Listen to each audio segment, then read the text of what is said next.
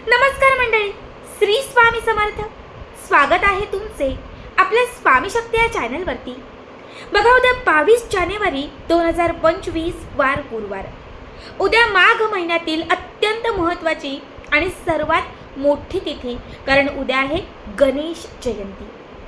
गणेश जयंती हा दिवस गणपती बाप्पांचा जन्मदिवस म्हणून साजरा केला जातो. असे म्हटले जाते की या दिवशी संपूर्ण पृथ्वी तलावरती गणपती बाप्पांचा वास असतो. संपूर्ण पृथ्वी तलावरती गणपती बाप्पा साक्षात भ्रमंती करत असतात आणि जे भक्त त्यांची सेवा करतात, काही उपाय करतात किंवा मनापासून त्यांच्याकडे काही मागतात, तर त्यांची मनात असणारी जी काही इच्छा असेल ही प्रत्येक इच्छा गणपती बाप्पा पूर्ण करतात. बघा, गणेश जयंतीच्या दिवशी असंख्य ठिकाणी गणपती बाप्पांचे आगमन होते. बाप्पांच्या मूर्तीची प्राण प्रतिष्ठापना केली जाते. कुणाकडे 1.5 दिवसांचे बाप्पा असतात, कुणाकडे 2.5 दिवसांचे बाप्पा असतात, तर कुणाकडे 5 दिवसांचे गणपती बाप्पा असतात. ज्या घरात गणपती बाप्पांची सेवा केली जाते, ज्या घरात गणपती बाप्पांची आराधना केली जाते, बघा त्या घरामध्ये कायम सुख, समृद्धी आणि ऐश्वर यांची प्राप्ती असते. आज या व्हिडिओमध्ये मी तुम्हाला उद्या असणाऱ्या गणेश जयंतीचा एक अत्यंत महत्त्वपूर्ण इच्छाप्राप्तीचा उपाय सांगणार आहे. तुमच्या मनात एखादी इच्छा असेल आणि ती इच्छा तुम्हाला पूर्ण करायची असेल, तर उद्या गणपती बाप्पांच्या समोर ज्या काही मी तुम्हाला वस्तू सांगत आहे त्या वस्तूंपैकी तुम्ही एक जरी वस्तू ठेवली, तुम्हाला सांगते अगदी काहीच दिवसांमध्ये किंवा अवघ्या काहीच तासांमध्ये तुमची जी काही इच्छा असेल ती पूर्ण होईल. माझ्या घरात सुद्धा गणपती बाप्पांचे आगमन होते. हे 5वं वर्ष आहे आणि मी स्वतः अनुभव घेतलेला आहे. माझ्या घरात जे गणपती बाप्पा येतात ते नवसाचेच बाप्पा आहेत. माझी इच्छित जी काही मनोकामना आहे ती पूर्ण झाल्यानंतर गणपती बाप्पांची स्थापना आमच्या घरात झालेली आहे. कारण आपण बऱ्याच वेळा म्हणतो की बाप्पा माझी ही इच्छा पूर्ण झाली, किंवा कोणावरती कठीण प्रसंग येतो. प्रत्येकाची कंडिशन वेगळी असते. जेव्हा आपण गणपती बाप्पांना सांगतो की ती कंडिशन दूर होईल किंवा ती इच्छा पूर्ण होईल, तेव्हा मी नक्कीच तुमची मूर्ती घरात आणेल, मी तुमची प्राण प्रतिष्ठापना करेल, मी सगळं तुमचं मनापासून करेल. अगदी तसंच सगळ्यांनाच माहिती असेल की माझे मिस्टर खूप आजारी होते कोविडमध्ये, आणि त्यावेळेस मग आम्ही म्हटलं होतो की बाप्पा जर या कंडिशनमधून, या सिच्युएशनमधून जर त्यांना बाहेर काढलं तर नक्कीच आम्ही तुमची मूर्ती घरी आणू आणि सगळं काही तुमचं मनापासून करू. आणि बाप्पांच्या कृपेने ते घरी आले. हे 5वं वर्ष आहे की गणपती बाप्पांना आम्ही घरी आणतो. बघा, आता सगळ्यात पहिली गोष्ट म्हणजे तुम्हाला सकाळी लवकर उठायचं आहे. त्यानंतर गणपती बाप्पांची छोटी वगैरे मूर्ती तुमच्याकडे असेल तर ती तुम्हाला एका ताम्हण्यात ठेवायची आहे. त्यावरती तुम्हाला पंचामृताने किंवा फक्त पाण्याने, शुद्ध पाण्याने आणि दुधाने अभिषेक घालायचा आहे. बाप्पांची मूर्ती स्वच्छ तुम्हाला एखाद्या कापडाने पुसून घ्यायची आहे. त्यानंतर ही गणपती बाप्पांची जी मूर्ती आहे ती एखाद्या चौरंगावर किंवा एखाद्या पाटावर तुम्हाला ठेवायची आहे. बाप्पांच्या मूर्तीला हळदी कुंकू अर्पण करायचं आहे. फूल, धूप, दीप हे सगळं काही बाप्पांना तुम्हाला ओवाळून घ्यायचं आहे. म्हणजे जशी आपण पूजा करतो तसं सगळं करायचं आहे. आणि मग त्याच्यानंतर तुम्हाला हे काही उपाय करायचे आहेत. सगळ्यात पहिला उपाय इच्छाप्राप्तीचा आहे. मनात एखादी इच्छा असेल ती पूर्ण होत नसेल किंवा सतत ती इच्छा अपूर्ण राहत असेल तर तुम्हाला 21 दुर्वा घ्यायच्या आहेत. मोजून 21 दुर्वा घ्यायच्या आहेत. ह्या 21 दुर्वा तुम्हाला लाल रंगाच्या धाग्यामध्ये बांधायच्या आहेत. जो देठाकडचा भाग असेल तो हळदीत आणि कुंकुवामध्ये बुडवायचा आहे. ही दुर्व्याची जुडी आपल्या उजव्या हातामध्ये घ्यायची आहे. बाप्पांना आपली जी काही इच्छा, मनोकामना असेल ती सांगायची आहे आणि फक्त एक वेळा गणपती अथर्वशीर्ष म्हणायचं आहे. अथर्वशीर्ष म्हटल्यानंतर ही दुर्व्याची जुडी गणपती बाप्पांना अर्पण करायची आहे आणि तुम्हाला संपूर्ण दिवसभर ही दुर्व्याची जुडी गणपती बाप्पांच्या समोर ठेवायची आहे.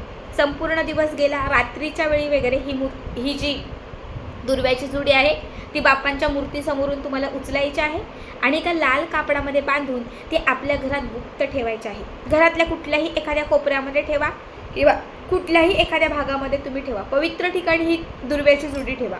ज्या दिवशी तुमची इच्छा पूर्ण होईल, 4थ्या दिवशी, 5व्या दिवशी, ज्या दिवशी तुमची इच्छा पूर्ण होईल त्या दिवशी ही दुर्व्याची जुडी जी आहे ही तुम्हाला कुठल्याही गणपती बाप्पांच्या मंदिरात तुम्हाला सोडायची आहे. बघा, या उपायाने तुमची जी काही अडलेली, थांबलेली इच्छा असेल, कितीही कठीण इच्छा असेल, मी खात्रीने सांगते ती इच्छा तुमची पूर्ण होईल.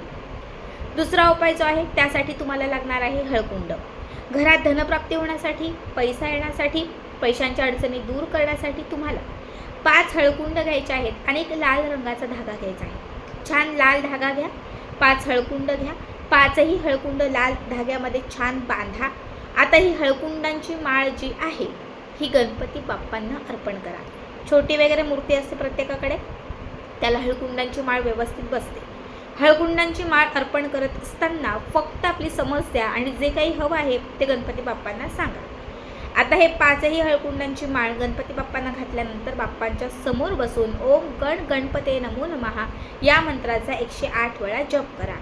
इतकं करून झाल्यानंतर तुम्हाला ज्या वेळात तुम्ही ही माळ अर्पण कराल तिथून रात्रभर ही माळ तशीच ठेवायची आहे. दुसऱ्या दिवशी म्हणजे शुक्रवारच्या दिवशी सकाळी गणपती बाप्पांच्या मूर्तीला घातलेली हळकुंडांची माळ तुम्हाला काढायची आहे, आपल्या तिजोरीत, कपाटात किंवा महत्त्वाच्या ठिकाणी ठेवायची आहे. आता जर तुम्ही धनप्राप्तीसाठी हा उपाय केला असेल, जसं जसं तुमच्याकडे धन येत जाईल, हा उपाय केल्यानंतर अवघ्या 24 तासात किंवा अवघ्या 2 दिवसांमध्ये कुठून ना कुठून पैसा येईल. तेव्हा एक हळकुंड, त्या 5 हळकुंडांच्या माळीतून एक हळकुंड काढायचं आणि हे हळकुंड तुळशीच्या मातीत गाडायचं. पुन्हा काही दिवसाने पैसा आला, अजून धन वाढलं तर दुसरं हळकुंड काढा. असं स्टेप बाय स्टेप जसे जसे पैसे येतील, जसं जसं धन येईल किंवा जशी तुमची ती इच्छा पूर्ण होईल तसे ते हळकुंड तुम्हाला तुळशीच्या मातीमध्ये दाबायचे आहे.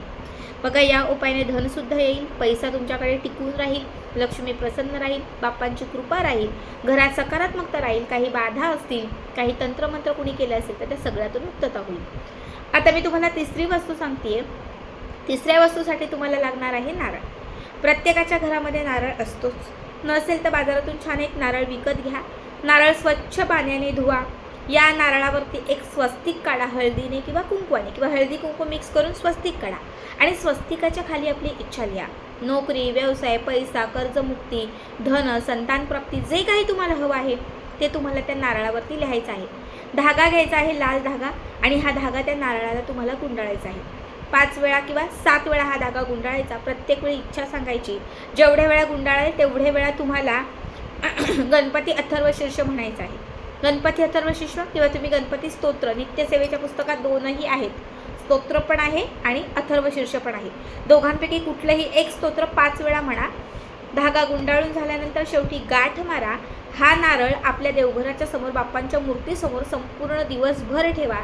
संध्याकाळच्या वेळी 6, 6:30 किंवा फार फार 7, 8 या वेळामध्ये हा नारळ घेऊन कुठल्याही गणपतीच्या मंदिरामध्ये जा आणि तिथे जाऊन हा नारळ गणपती बाप्पांना अर्पण करा. बाप्पांना नमस्कार करा, बाप्पांना हा नारळ अर्पण करा आणि हा नारळ तिथेच सोडून घरी या. जर तुम्ही उद्या हा उपाय केला आणि त्या नारळावरती तुम्ही जी काही इच्छा लिहाल, तुम्हाला सांगते काही तासात किंवा अवघ्या काही दिवसात न होणारी इच्छा असेल ना, ती सुद्धा तुमची पूर्ण होईल.